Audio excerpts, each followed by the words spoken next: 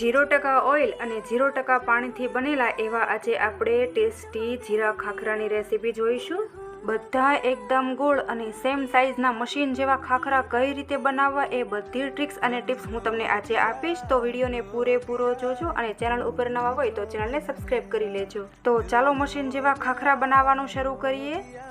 તો 0% પાણી અને 0% તેલનો ઉપયોગ કર્યા વગર અહીંયા આપણે ખાખરા બનાવીશું। તો એના માટે મેં અહીંયા 500 ગ્રામ જેટલો ઝીણો ઘઉંનો લોટ લીધેલો છે અને 1 ગ્લાસ જેટલું દૂધ લીધેલું છે, જીરું છે, આ મેગી મસાલો છે અને હળદર અને મરચું અને ટેસ્ટ પ્રમાણે મીઠું લીધેલું છે। હવે લોટ બાંધવા માટે અહીંયા આપણે એક મોટું પોળું વાસણ હોય તેવું વાસણ લઈ લેશું અને તેમાં આપણે ટેસ્ટ પ્રમાણે મીઠું ઉમેરી દેશું અને આપણે બિલકુલ પાણીનો ઉપયોગ નથી કરવાનો। તો મેં અહીંયા દૂધ લીધેલું છે અને મોણ માટે આપણા ખાખરા એકદમ ટેસ્ટી બને ને એના માટે મેં અહીંયા ઘી લીધેલું છે અને હવે આપણે આ દૂધની અંદર મરચું એડ કરી દેશું અને હવે અહીંયા મેં હાફ ટીસ્પૂન જેટલી હળદર પાવડર લીધેલો છે તો તેને પણ આપણે આ રીતે દૂધ સાથે મિક્સ કરી દઈએ અને હવે અહીંયા જે આપણે લોટ રેડી કરીને રાખેલો છે ને તેને પણ આપણે દૂધ સાથે આ રીતે મિક્સ કરી દઈશું અને હવે આપણે લોટ ઉમેર્યા પછી આ રીતે હાથની મદદથી આપણે સ્મૂથ અને સરસ એવો લોટ બાંધી લેવાનો છે અને આપણે અહીંયા બધું દૂધ એકસાથે મિક્સ નથી કરવાનું, થોડું થોડું જેમ આપણો લોટ બંધાતો જાય તે રીતે આપણે મિક્સ કરતા જઈશું અને આ રીતે હવે આપણો થોડો લોટ બંધાઈ જાય ને ત્યાર પછી આપણે અહીંયા જીરું લીધેલું છે। આ રીતે જીરાને બંને હાથની અંદર મસળી આપણે લોટ સાથે સારી રીતે મિક્સ કરી દઈશું અને હવે અડધો લોટ બંધાઈ ગયો છે અને આ રીતે થોડું થોડું દૂધ ઉમેરતા જઈશું અને આપણે ખાખરાનો લોટ બાંધી લેશું।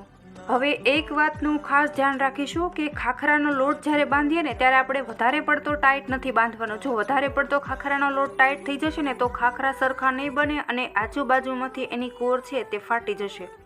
તો આપણે એવો સોફ્ટ અને સ્મૂથ લોટ બાંધીશું ને જેથી કરીને આપણા ખાખરા ઇઝીલી વણાઈ જાય અને એકદમ ગોળ અને પરફેક્ટ જ બનીને તૈયાર થાય। એક વખત તમે આ રીતે ઘી દૂધનો ઉપયોગ કરીને ખાખરા બનાવીને જરૂરથી ટ્રાય કરજો। ક્રિસ્પી એકદમ બને છે અને બાળકો માટે તો ખૂબ જ હેલ્ધી છે અને ટેસ્ટમાં તો એકદમ જોરદાર લાગે છે। તો તમે જોઈ શકો છો કે અહીંયા મેં લોટને બાંધ્યા પછી 5 મિનિટ જેવો સેટ થવા માટે રાખી દીધેલો છે। આ રીતે આંગળી દબાવતા આપણે જોઈએ ને તો લોટ એકદમ પરફેક્ટ એવો સેટ થઈ ગયેલો છે। હવે આપણે એને થોડો મસળી લેશું અને આ રીતે આપણે ખાખરા બનાવવા માટે એક લાંબો રોલ કરી લેશું। હવે ખાખરાના લોટને તમે જેટલો વધારે કૂણોશો ને એટલા તમારા ખાખરા સરસ બનશે અને ઇઝીલી બની જશે અને આજુબાજુમાંથી ખાખરા જરા પણ નહીં ફાટે।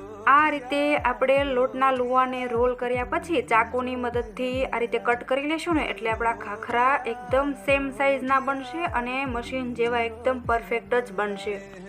અને જો તમારે આ રીતે ન કરવું હોય ને તો તમે હાથની મદદથી નાની નાની ગોળીઓ કરી અને તમે લુવા બનાવી શકો છો, પરંતુ મેં આ રીતે કરેલું છે ને તો તે ઇઝીલી બની જાય છે અને જરા પણ વાર નથી લાગતી। હવે તૈયાર કરેલા લુવા આપણે સાઈડમાં કરી લઈએ અને તેમાંથી એક લુવું લઈ આપણે પાટલી પર લઈ લેશું અને કોરા લોટમાં ડીપ કરી આપણે લુવાને લોટથી કોટ કરી લેશું। ત્યાર પછી વેલણની મદદથી આ લુવાને આપણે સારી રીતે વણી લેવાનું છે। અહીંયા આપણે એક વાતનું ખાસ ધ્યાન રાખીશું કે આપણે ખાખરા બનાવી રહ્યા છીએ એટલે આપણે આ રોટલીને એકદમ પતલી બનાવવાની છે। તો આપણે જ્યારે રોટલી વણીએ ને ત્યારે થોડો કોરો લોટ વધારે લગાવીશું જેથી કરીને તે ઇઝીલી વણાઈ જાય। અને હવે મેં કીધું હતું ને એ પ્રમાણે મશીન જેવા સેમ સાઇઝના ખાખરા બનાવવા માટે આ રીતે એક મોટો વાટકો લઈ લેશું અને આ રીતે રોટલી ઉપર રાખી અને બધી ફરતી કોર કાઢી લેશું ને એટલે એકદમ ગોળ અને પરફેક્ટ ને બધા ખાખરા આ રીતે સેમ સાઇઝના જ બનશે। અને હવે આ તૈયાર કરેલા ખાખરાને આપણે એક પ્લેટની અંદર લઈ લેશું અને આ પ્લેટને આપણે સાઈડમાં કરી લઈએ અને મેં કીધું હતું ને એ પ્રમાણે આપણે એક નવી ટ્રીક સાથે ખાખરા વણવાની ટિપ્સ જોઈશું। તો એના માટે અહીંયા મેં લાદીમાં થોડું સાફ કરી અને કોરો લોટ સ્પ્રિંકલ કરેલો છે અને આ રીતે મેં એક મોટી સાઇઝનું લૂ લીધેલું છે। અહીંયા હું તમને એક સાથે 4-5 ખાખરા કઈ રીતે વણવાના એની ટ્રિક્સ બતાવીશ, તો વિડીયોને પૂરેપૂરો જોજો। હવે આ લુવાને આપણે બધી બાજુ લોટ લગાવી અને આપણે થોડું પ્રેશર દઈ અને મોટી સાઇઝની રોટલી વણી લેવાની છે। તો જો આપણે અહીંયા ખાખરા બનાવવા માટેની રોટલી વણવાની છે ને તો આપણે આગળ પાછળ બંને બાજુ વધારે લોટ લગાવીશું જેથી કરીને આપણી રોટલી એકદમ પતલી બને અને ખાખરા પણ આપણા સરસ થાય। તો આ રીતે તમે લુવાને વધારે લોટ લગાવશો ને તો તે નીચે બિલકુલ નહીં ચોંટે અને વેલણ સાથે પણ જરા પણ નહીં ચોંટે અને આપણી રોટલી ફટાફટ ઇઝીલી વણાઈ જશે. તો આ રીતે આપણે 4-5 ખાખરા એકસાથે બનાવવાના છે ને, એટલે આ રોટલીને આપણે બહુ જ મોટી કરવાની છે અને એકદમ પતલી કરવાની છે. તો થોડી વાર લાગશે પણ થઈ જશે. તો ફ્રેન્ડ્સ, તમને આ 4-5 ખાખરા એકસાથે બનાવવાની ટ્રિક્સ કેવી લાગીને એ મને કમેન્ટ કરીને જરૂરથી જણાવજો, અને આ રેસીપી તમને કેવી લાગીને એ પણ મને કમેન્ટ કરીને જણાવજો. તો તમે જોઈ શકો છો કે અહીંયા આપણી જે રોટલી છે એ લગભગ વણાઈને રેડી થઈ ગયેલી છે, પણ એને આપણે જે વચ્ચેથી અને કોર જે છે ને એને પણ હજી આપણે પતલી કરી લઈએ, અને આ રીતે આપણે રોટલીને પલટાવતા જઈશું અને સરસ એવી બનાવી લઈશું. અને હવે આ રોટલી આપણે જ્યારે પણ વણીએ ને ત્યારે આજુબાજુથી ફરતી કોર ફાટી જાય ને તો એ જરા પણ ટેન્શન લેવાની જરૂર નથી, કારણ કે આપણે આમાંથી વચ્ચેથી જ ખાખરોને કટ કરવાનો છે. તો આ રીતે મેં જે પહેલો ખાખરોને કટ કરેલો છે ને એ જ વાટકો લીધેલો છે, અને હવે આ રીતે આપણે 3 માપ રોટલીની અંદર સેટ કરી અને ખાખરાને આ રીતે કટ કરી લઈશું. તો વાટકાથી જે પહેલા 2 ખાખરા છે ને એને આપણે ડીશમાં લઈ લેશું, જેથી કરીને આપણને 3જા નંબરનો જે ખાખરો છે ને તે પણ કટ કરતા ફાવે. તો આ રીતે મેં 3 ખાખરાને કટ કરી લીધેલા છે, અને હવે જે આ બચેલો લોટ છે ને તેને પણ આપણે ખાખરા બનાવી અને રેડી કરી લઈશું. તો આ રીતે મેં બધા ખાખરા બનાવીને રેડી કરી લીધેલા છે, અને હવે આપણે તેને લોટની અંદર શેકી લેવાના છે.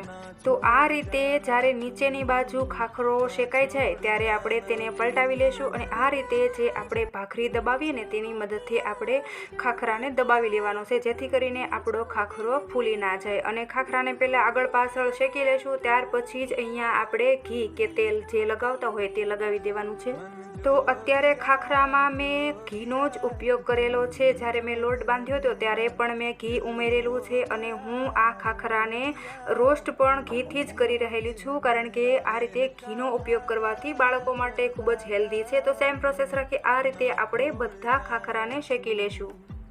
તો આ રીતે જે ભાખરી દબાવવાનું છે તેની મદદથી તમે દબાવશો ને એટલે ખાખરા જરા પણ નહીં ફૂલે અને એકદમ ક્રિસ્પી અને પરફેક્ટ જ બનીને તૈયાર થશે. તો તમે જોઈ શકો છો કે મેં બધા ખાખરા બનાવી અને રેડી કરી લીધેલા છે. આ રીતે તમે એક વખત જરૂરથી ટ્રાય કરજો, એકદમ ક્રિસ્પી બને છે, કોઈ જ પ્રોબ્લેમ નથી આવતો, અને રમતમાં પણ ખાખરા ફટાફટ બની જાય છે. તો આ રીતે તમે હેલ્ધી ખાખરા બનાવી અને બાળકોને જરૂરથી ખવડાવજો, અને ઘરે બનાવેલા ખાખરા છે ને એટલે બાળકોને જરા પણ નહીં નડે, અને તમે થોડાક લોટમાંથી પણ વધારે ખાખરા બનાવી અને તમે સ્ટોર પણ કરી શકો છો. તો જો આ રીતે બનેલા ખાખરાને પણ તમને હું બતાવી દઉં તો એકદમ ક્રિસ્પી બનીને રેડી થયા છે, અને ફરી મળીશું એક આવા નવા વિડીયો સાથે. Thank you.